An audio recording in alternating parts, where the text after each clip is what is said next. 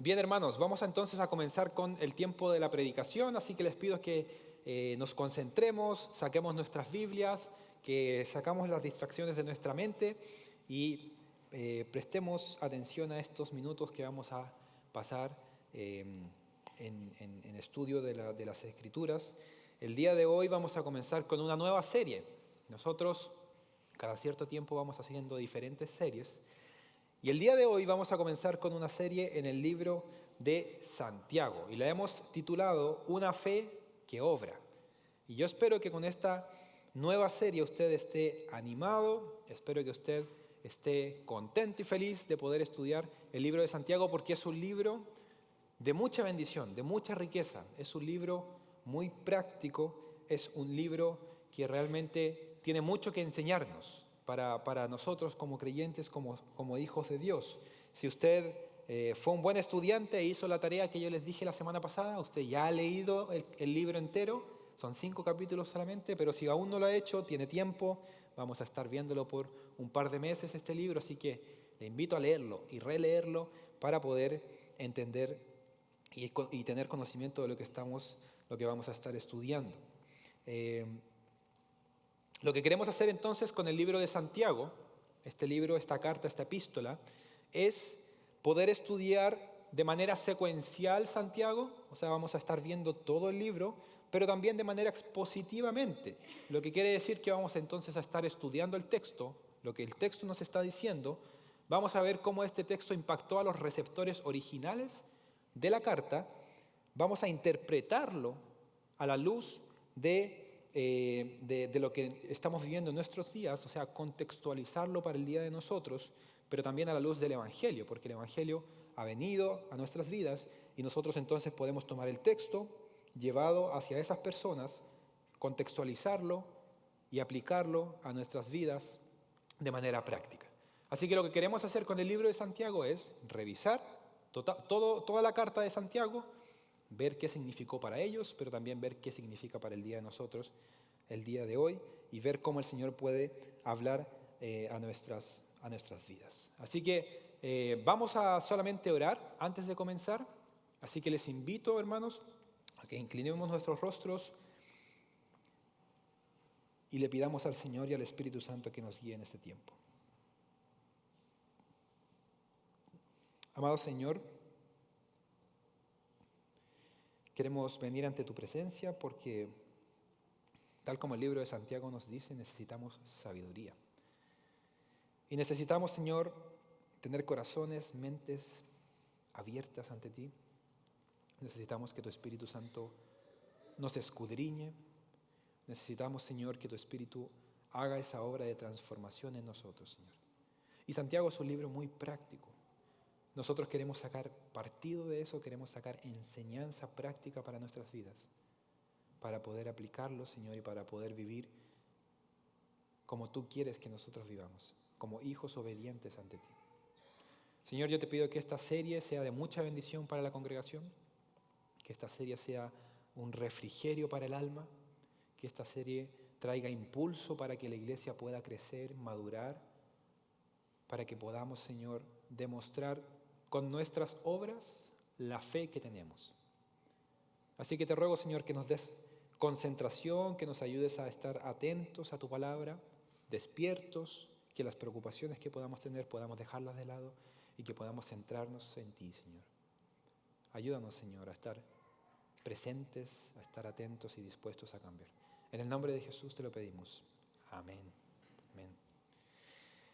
Cada vez que nosotros estudiamos un libro de las Escrituras, como lo vamos a hacer en esta serie, lo que nosotros tenemos que saber es preguntas básicas que tenemos que hacerle al texto, como por ejemplo, ¿quién escribió la carta? ¿En qué contexto fue escrito? ¿Cuál fue la fecha en donde se escribió? ¿Hacia quién estaba dirigida la carta originalmente? ¿Cuál es la condición de las personas que estaban viviendo? ¿Por qué lo escribió? Etcétera, etcétera. Todas esas preguntas nosotros tenemos que hacernos al acercarnos a un texto, pero también a una carta o a algún libro de la Biblia. Así que lo que vamos a hacer, lo que voy a tomarme unos breves minutos para poder hablar acerca de esta epístola de Santiago a modo de introducción, antes de entrar al mismo tema de la predicación que vamos a ver el día de hoy. La breve epístola de Santiago es un libro muy práctico. Es un libro que llama a la iglesia o a los creyentes a la acción. Es un libro que llama a la iglesia a vivir el evangelio que nosotros profesamos creer. Y no solamente a creerlo, sino que a demostrarlo. Es un libro que nos va a desafiar en nuestro cristianismo y nos va a arremecer con muchas de sus enseñanzas. Santiago es una persona que va a ir directo al grano. Él no va a ir con rodeos. Él va a preguntarnos, ¿tú eres cristiano? ¿Eres creyente? Ok, demuéstramelo con tus frutos. De hecho, Él va a ir mucho más allá y nos va a decir, ¿tú crees en Dios? Perfecto. Pero también los demonios creen y tiemblan. Así que tu sola profesión no significa nada para mí, va a decir Santiago, sino que me lo tienes que demostrar con tus frutos. Así que Santiago no es alguien que va a andar con rodeos, Santiago va a ir directamente al grano. Y yo creo que esta enseñanza es pertinente a los tiempos en los que nosotros vivimos, en donde todas las personas dicen, yo creo en Dios. Sí, Diosito me cuida, Diosito está ahí. Todas las personas dicen creer en Dios, todas las personas dicen ser hijas de Dios o hijos de Dios, pero realmente no todos somos hijos de Dios. No todas las personas son hijos de Dios. Algunos piensan o dicen, yo hice una oración, o yo pasé al frente al altar, o yo levanté la mano cuando el pastor lo dijo. Pero Santiago va a decir, muy bien, ahora entonces demuéstramelo con tus frutos. ¿Realmente eres cristiano? Muéstramelo con tus frutos.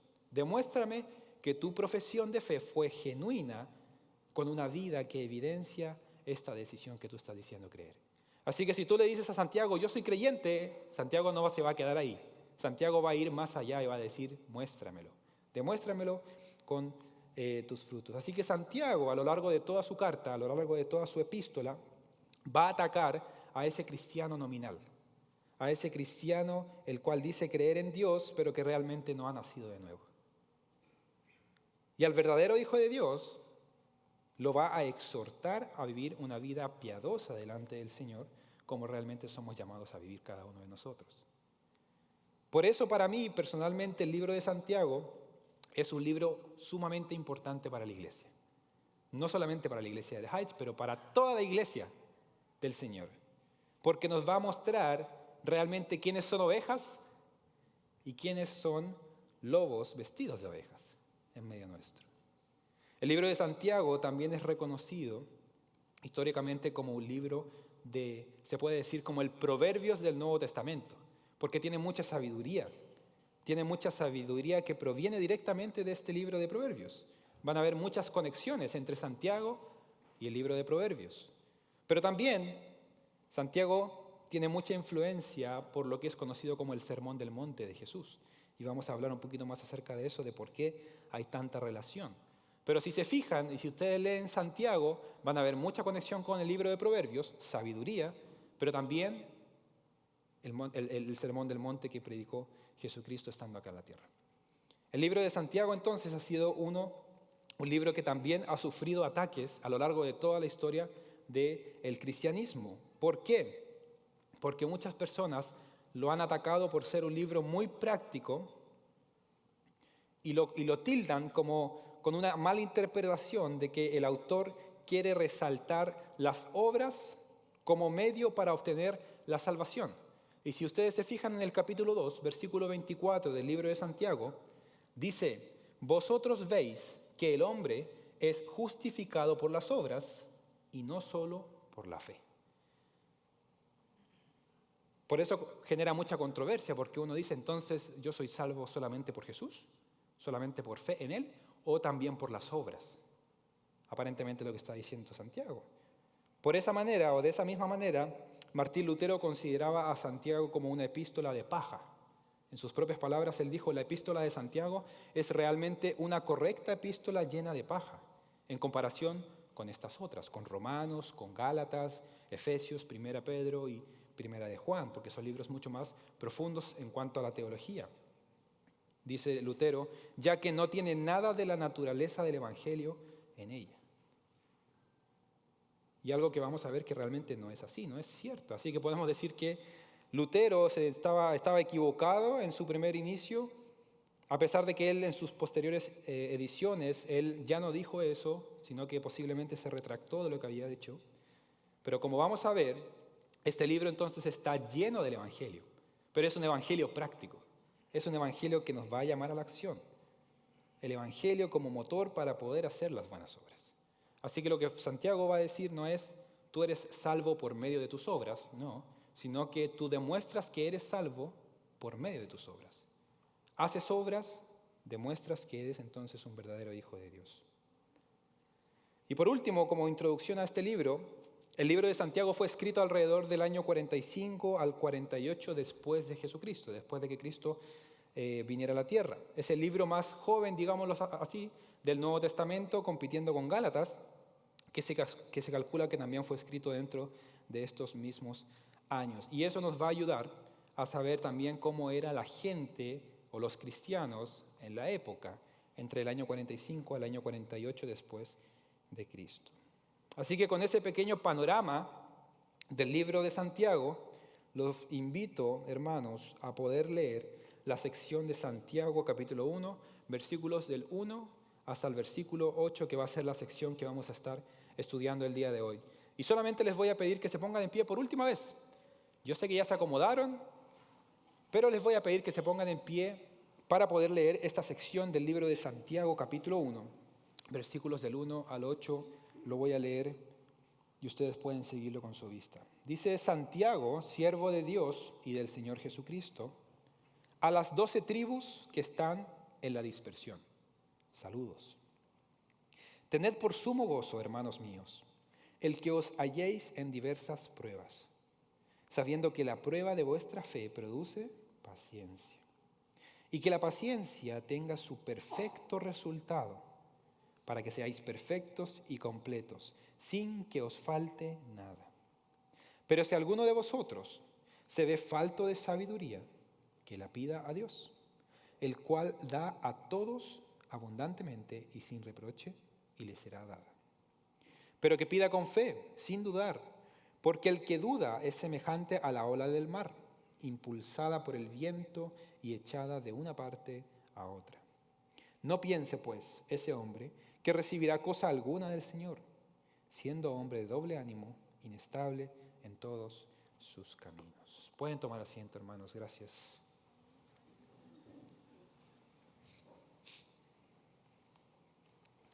En el versículo 1 vamos a ver entonces la introducción que hace Santiago mismo a su epístola, a su carta. A modo de introducción a esta carta, Santiago se identifica como un siervo de Dios y del Señor Jesucristo. Ahora, algo que no mencioné al principio como introducción a la carta es la pregunta o responder a la pregunta de ¿quién es este Santiago? ¿Quién era Santiago?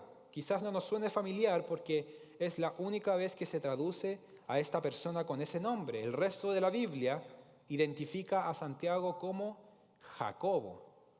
Jacobo. Ahora en el Nuevo Testamento tenemos varios Jacobos. Jacobo, el hermano de Juan, que fue discípulo de Jesús. Jacobo, el hijo de Alfeo, también discípulo de Jesús. Pero este Jacobo, el escritor de la carta, es el medio hermano de Jesús, quien realmente no fue uno de los 12 discípulos, tampoco fue un seguidor de Jesús. De hecho, muy probablemente él llegó a creer en Jesús cuando se le apareció ya resucitado después, porque en un principio decía que ni su madre ni sus hermanos, nadie creía en Jesús como el Mesías.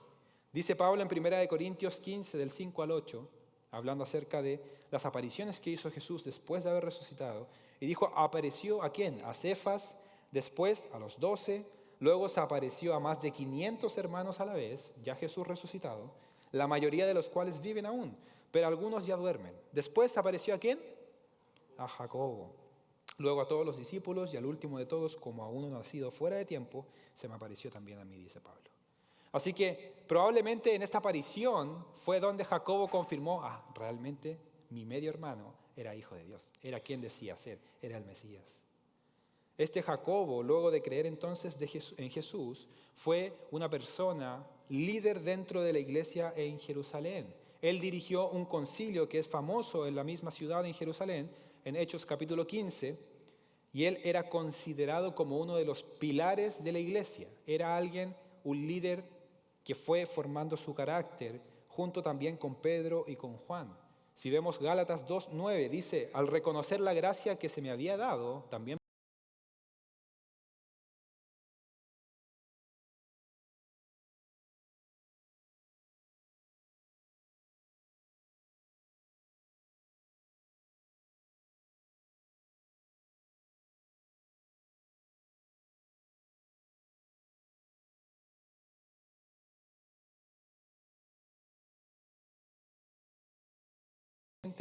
que donde se estableció finalmente la iglesia. Alguien que en un principio no creyó en Jesucristo, pero que luego fue llevado como este líder. Este Jacobo, entonces, en primer lugar, no creyó en Jesús, pero luego fue este líder prominente dentro de la iglesia del primer siglo.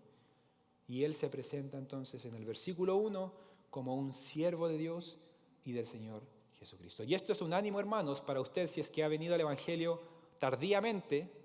Usted puede ser un líder dentro de la iglesia, tal como Jacobo. Jacobo en un principio no creyó y llegó a ser este líder prominente. Pero él se presenta como siervo. Él podría haberse presentado de otra manera, como el medio hermano de Jesús, quizás para tener más autoridad, como el pastor de Jerusalén, como la columna de la iglesia, o aquel que vio a Jesús resucitado y que compartió con él ya cuando él resucitó. Pero no, él decidió utilizar un título doulos, que es siervo o esclavo de Dios y de Jesucristo. Esto nos muestra su humildad, pero también nos muestra el sometimiento que el mismo Jacobo tenía ante Dios, pero también ante Jesús, y la genuina conversión que él había tenido al Evangelio. Pero él también usa otra palabra interesante para referirse a Jesús, que es kurios, es Señor, Señor Jesús. Así que Santiago se identifica a sí mismo como doulos, como esclavo, y a Jesús como su kurios, como su Señor, demostrando que realmente él entendía que la relación que él tuvo como medio hermano, estando en la tierra, fue algo pasajero, pero algo mucho más importante para él fue la relación como siervo de Jesús. Él entendió que su medio hermano era el Mesías prometido, y por ende dice, yo soy tu esclavo y tú eres mi Señor. Así que es alguien que escribe con mucha autoridad, un líder dentro de la iglesia, pero a la vez también él muestra su corazón pastoral en su carta y mucha humildad. Ahora, ¿a quién le está escribiendo Santiago? Dice el versículo 1, a las 12 tribus que están en la dispersión. Esta es una alusión directa a la tribu de Israel, ¿cierto? Las tribus del Antiguo Testamento, quienes se habían dispersado debido a todos los imperios que los habían dominado, y ellos se habían dispersado. De esa misma manera, entonces, Santiago ahora les escribe a los creyentes judíos y gentiles, pero principalmente judíos, que se encontraban dispersos debido a las persecuciones que el Imperio Romano empezó hacia los cristianos, pero también de los mismos judíos que perseguían a los desertores, a los cristianos. Santiago entonces les está escribiendo a estos hermanos que están siendo perseguidos y están dispersos. Probablemente Santiago entonces estaba preocupado por estos hermanos que se habían dispersado, oraba por ellos, porque él entendía que en la iglesia nosotros somos como estos carbones encendidos, ¿no? Si es que tú haces una carnita asada con tus carbones, pero sacas a un carbón del fuego, ¿qué es lo que hace ese carbón?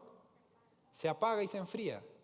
Eso es justamente lo que pasa cuando un hermano deja de asistir a la iglesia.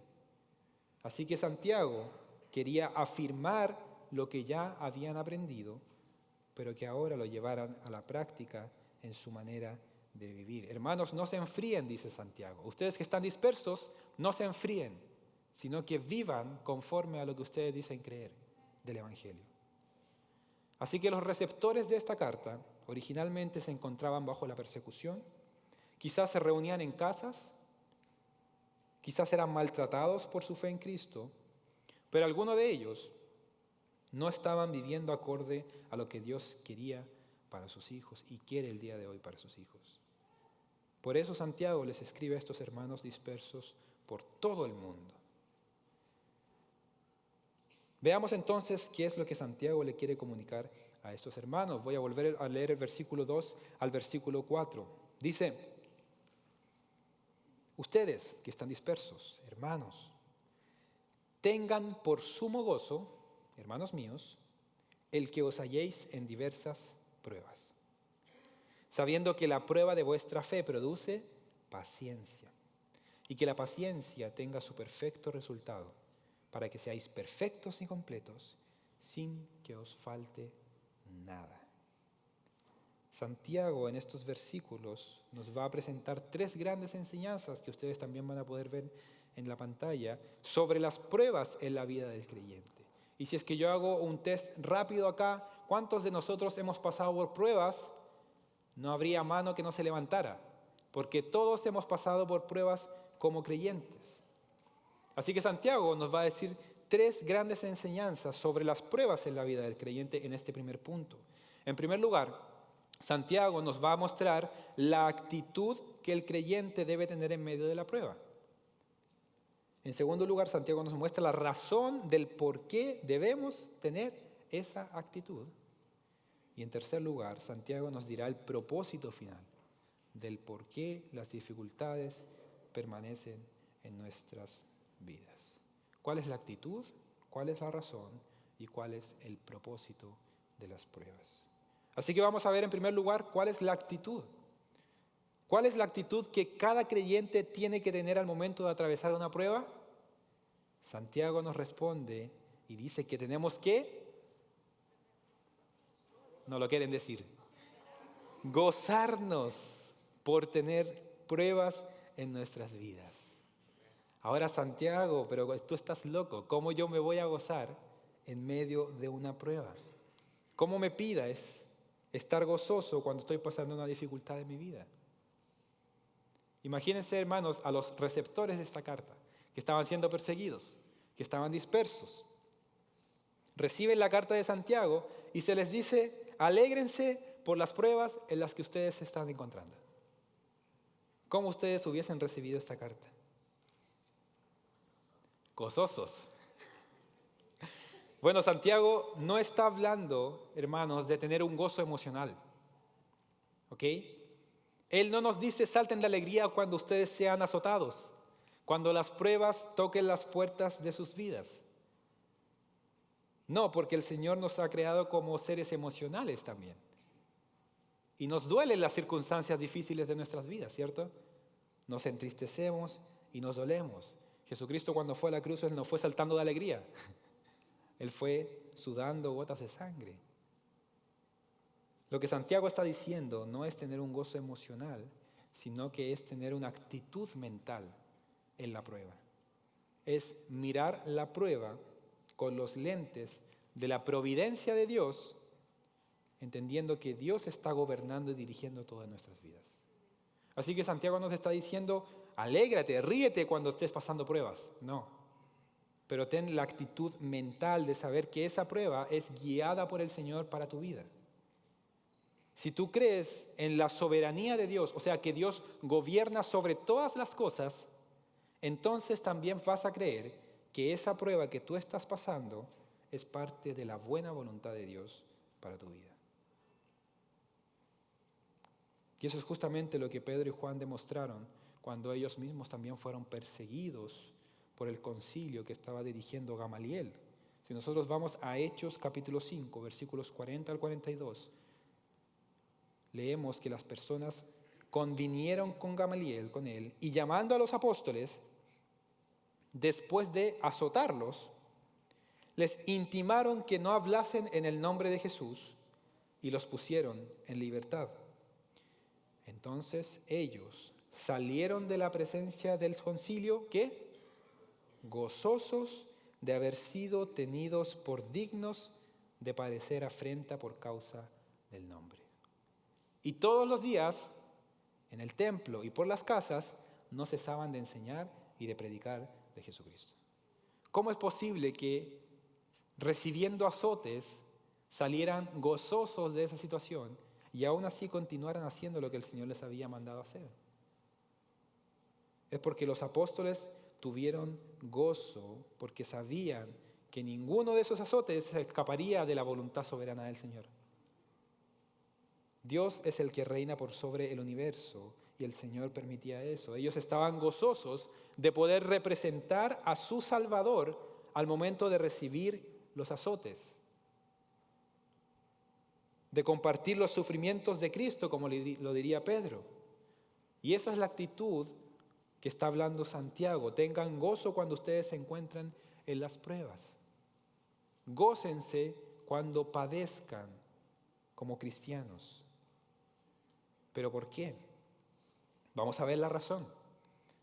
La razón del por qué tenemos que tener esa actitud ante las pruebas.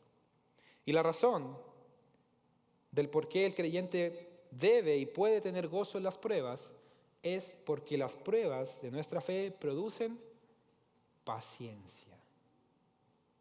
Si tú estás siendo probado por el Señor, eso va a producir paciencia en ti. La palabra paciencia se puede traducir como perseverancia o una resistencia fiel. Así que en otras palabras, Santiago nos está diciendo que el creyente genuino verá las aflicciones de su vida con gozo debido a que eso le va a ayudar a desarrollar perseverancia en su vida cristiana. Ahora nos preguntamos nosotros, ¿es la paciencia tan importante como para tener gozo en medio de las pruebas? Si Dios está probando para llegar a tener paciencia, ¿realmente es tan importante para Dios la paciencia? Bueno, lo contrario, la impaciencia, de la cual muchos de nosotros sufrimos, la impaciencia fue lo que llevó a Adán y a Eva a tomar del fruto prohibido antes de consultarle a Dios. Fue lo que llevó a Sara a presionar a Abraham para que tuvieran un hijo con su criada, ya que ella aún no había podido concebir, a pesar de que Dios se lo había prometido. Fue lo que llevó al pueblo de Israel a levantar un becerro de oro al ver que su líder aún no bajaba del monte al cual fue para hablar con Dios. Así que la impaciencia realmente es un pecado grande, produce grandes desastres en nuestras vidas si somos impacientes. Un pequeño arrebato de impaciencia puede cambiar el resto de nuestra historia con las consecuencias que eso trae. Pasó con Adán y Eva y por eso entró el pecado al mundo. Pasó con Abraham y Sara y hasta el día de hoy nosotros vemos conflictos en el Medio Oriente. Así que la impaciencia es un punto clave en nuestras vidas que puede cambiar el resto de nuestra historia. Por eso, soportar bajo la presión de la prueba tiene que ser un gozo en nuestras vidas porque eso va a producir en nosotros paciencia, resistencia delante del Señor. El pastor Miguel Núñez define la paciencia como la capacidad para esperar con tranquilidad y esperanza por el tiempo y la voluntad de Dios bajo presiones variables en intensidad y en duración. Lo voy a leer de nuevo. La paciencia es la capacidad para esperar con tranquilidad y esperanza por el tiempo y la voluntad de Dios bajo presiones variables en intensidad y duración. ¿Cuánto va a durar la prueba? Solo Dios lo sabe. Entonces ten paciencia, porque el Señor te está probando. La paciencia es valioso para Dios. Sin eso nosotros no podemos ser formados a la imagen del Señor, porque el proceso de transformación de nuestra vida lleva tiempo. Tenemos que tener paciencia. Así que nosotros nos gozamos en las pruebas con esa mentalidad de gozo, porque eso nos va a permitir crecer en paciencia, esperando el obrar de Dios en medio de esa prueba. Así que si usted se encuentra en una prueba en este momento, en esta etapa de su vida, yo le invito a gozarse porque eso va a generar paciencia en usted. Pero las pruebas tienen un propósito final. Vimos la actitud, que es tener gozo, vimos la razón, que es ser formado en paciencia, pero el propósito final lo vemos en el versículo 4.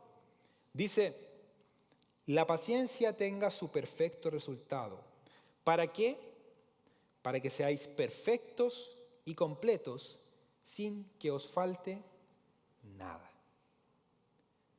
El propósito de las pruebas en nuestras vidas es que seamos perfectos y completos. Estas dos palabras tienen la intención de hablar de madurez espiritual. El día de hoy en la clase me preguntaban, el día de hoy no podemos ser perfectos porque tenemos pecado en nuestra vida. Es cierto, pero el significado de estas palabras es madurez espiritual. Está siendo probado, el fin de eso es poder crecer en tu madurez espiritual. De esa manera podrás ser perfecto y completo. El propósito final de la prueba, entonces, en nuestras vidas es que nosotros seamos cristianos maduros en nuestro carácter.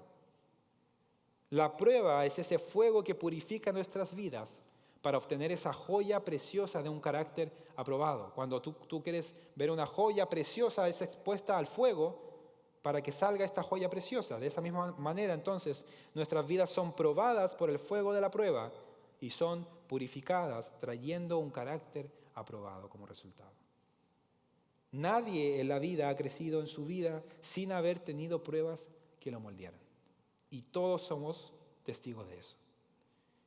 Por eso las pruebas para el creyente son importantes, porque Dios mismo nos pule en medio de esas pruebas, así como lo ha hecho durante toda la existencia del ser humano. José fue echado a un pozo, vendido por sus hermanos a los egipcios, llevado a una cárcel por una acusación injusta. En todo eso él tuvo paciencia y su carácter fue formado. Lo mismo con Daniel, él fue llevado a un pueblo extranjero, donde tuvo que aprender otro idioma, otras costumbres. Resistió no comer de la comida del rey, fue acusado por no adorar al rey, fue echado al foso de los leones y Dios lo pulió y lo protegió para formar su carácter. Y así nosotros podemos seguir contando más historias y más historias de cómo el Señor nos pule a través de las pruebas. Lo cierto es, hermanos, que las pruebas forman nuestro carácter y por eso nosotros no tenemos que evitar las pruebas. A veces decimos, no, Señor, bendíceme y apártame de las pruebas. Pero no es cierto, las pruebas nos pulen para tener un carácter formado delante del Señor.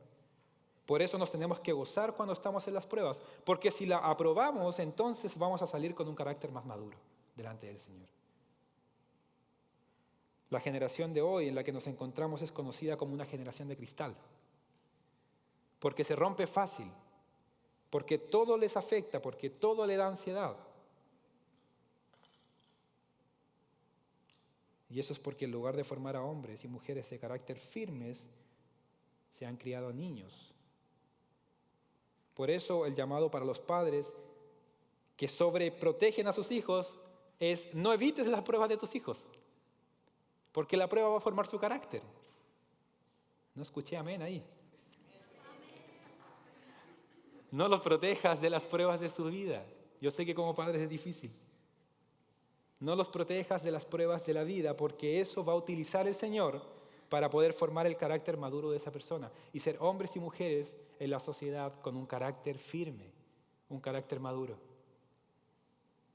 Las pruebas de la vida forman un carácter aprobado delante del Señor, porque es Él mismo quien envía esas pruebas para que nosotros crezcamos. No estoy hablando de la tentación, estamos hablando de las pruebas.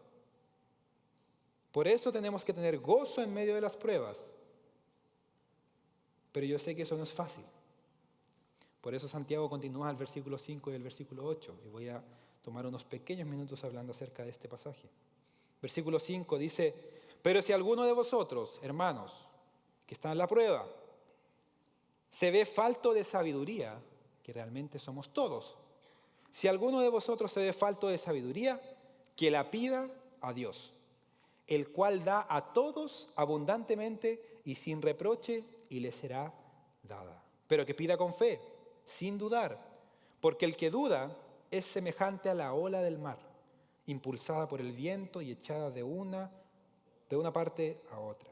No piense, pues, ese hombre que recibirá cosa alguna del Señor, siendo hombre de doble ánimo, inestable en todos sus caminos.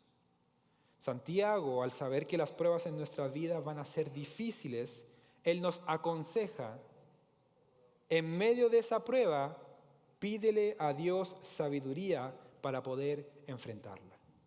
Porque somos necios, porque nosotros no tenemos la sabiduría para hacerlo. Pero tristemente nosotros hacemos todo lo contrario. Primero actuamos y después le pedimos a Dios que bendiga nuestros planes, ¿no? Nosotros queremos viajar, queremos mudarnos de país, hacemos nuestras maletas, llegamos a nuestro destino y ahora Dios bendice mi camino que tengo por delante. Y Dios te dice, pero espera, si nunca me preguntaste sobre la decisión que tú ibas a tomar. La cosa tiene que ser al revés. Lo primero es consultarle a Dios por sabiduría y luego tomar la decisión. Pero porque nos falta paciencia, de nuevo, no la consultamos a Dios y actuamos impulsivamente. Y por eso entonces necesitamos sabiduría. Necesitamos sabiduría de lo alto. Y la sabiduría, como se presenta en las Escrituras, no es como nosotros lo imaginamos.